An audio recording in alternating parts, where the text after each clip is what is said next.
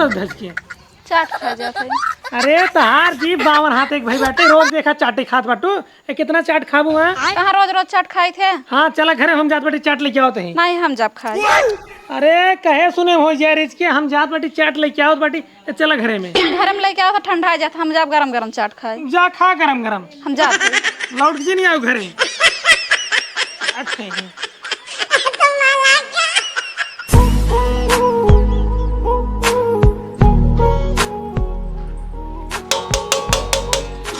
आई गए।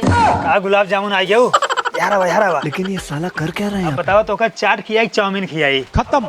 चाउमीन खा। चाउमीन खाबू बस फट देह रानी तो का टेंशन जिन ला एकदम गरम गरम बनाए और आज स्पेशल बनाई हमका पता रहा ना हमार रानी आई है। हम जानते रहे बहुत अच्छा औरत का बना। चक्कर हाँ। बाबू भैया, औरत का लपका। चक्कर बहुत पकड़ा बेकार। खा खा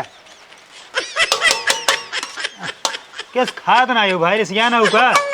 ये तो और अच्छी बात रही। अच्छा हाथ से खियाल परे देखा यार वार के वो आवे नहीं जानता हूँ ना बदनामी हो जाए हमार अगर कौनो देख लेंगे ना हमार दुकान बंद हो जाए।